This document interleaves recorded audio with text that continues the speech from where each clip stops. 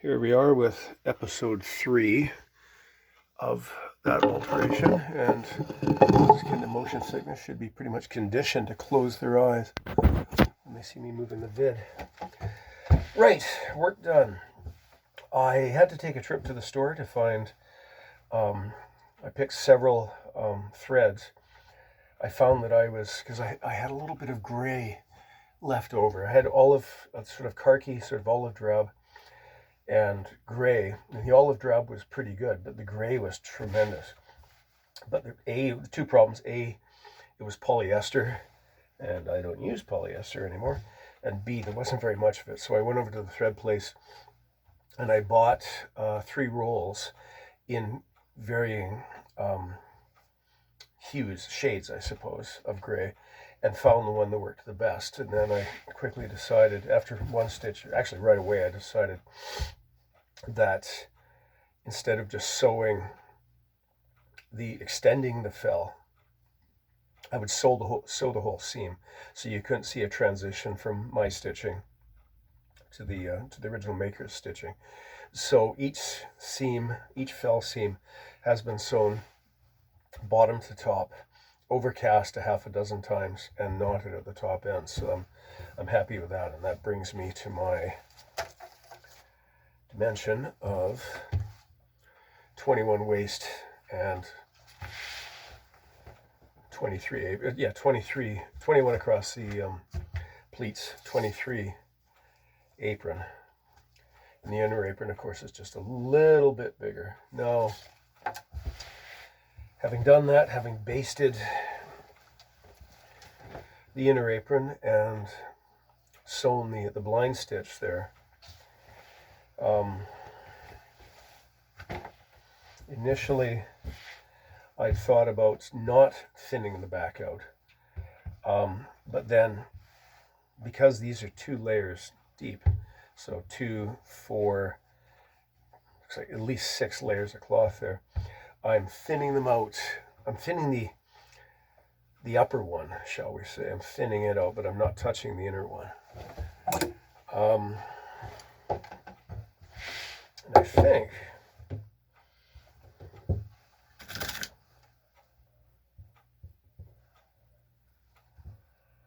I'm not sure.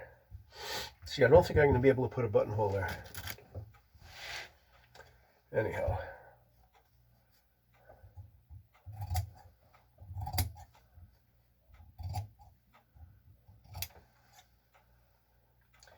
And again, these are my incredibly sharp shears, so I'm being very, very careful that I don't accidentally cut through more than that single layer of cloth.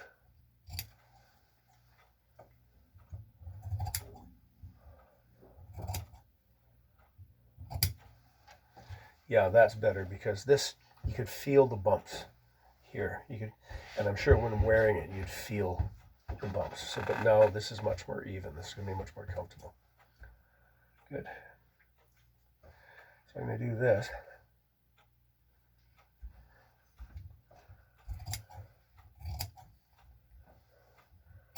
And then put the canvas in it. And then I'll set it aside for when the customer's coming by on Monday morning.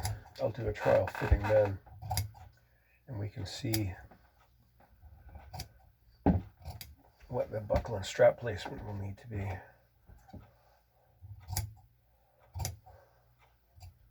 Okay, that's annoying.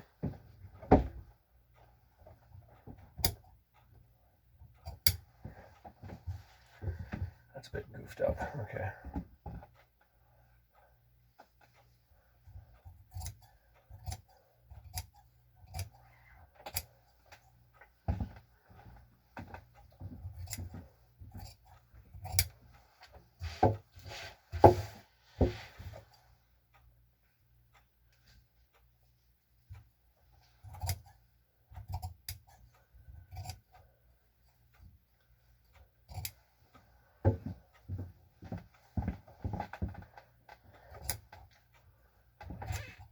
Trying to keep my arm clear so you can see what I'm doing, but that's not easy.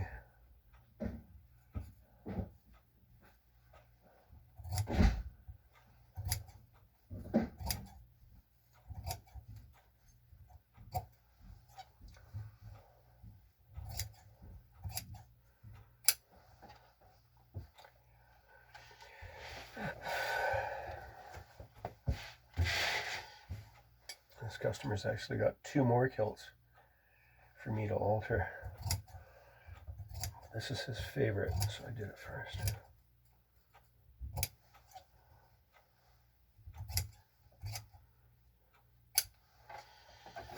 Okay.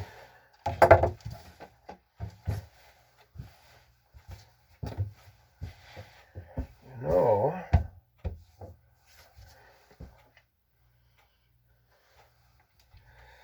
I'm not going to cut that one because there's because there's only 3 layers of cloth, 1, 2, 3, versus 2, 4, at least 6. So that's not going to be, it's not going to, there's no discomfort there. He's not going to feel that, particularly after I lay the piece of canvas across it. So, okay, from here, put in the canvas. I've already steeked it, as you can see.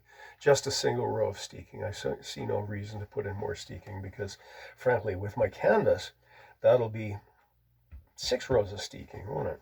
Okay, cool. Half a second while I find my rolls of canvas. Yep.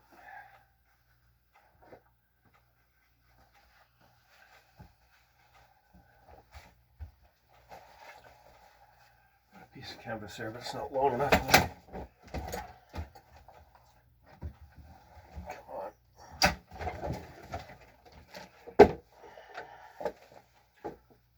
There we go. That should be long enough.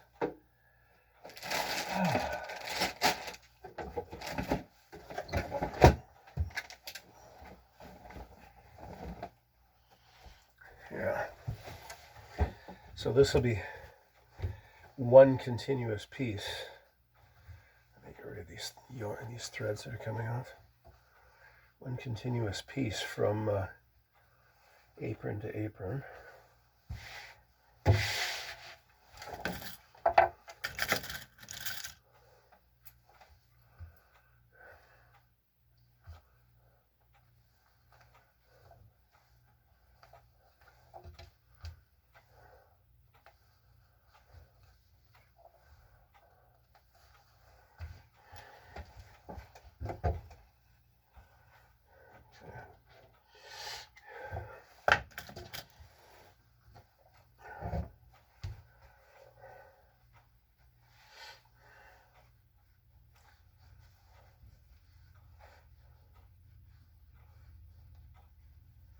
I can arrange these tucks so that they're in the in the valley, so to speak, here.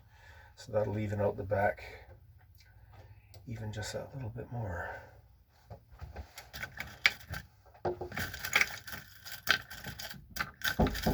Oh, hold on, somebody's at the door. Coming. Hey, come on in. It's good to see you. Come on in. I was in the midst of recording a vid on this thing. Of course. So this is just going to be a Davis? Is that Davidson, yeah. Davidson. Let me just right. shut this off. Okay, we pause now, folks, for customer interaction.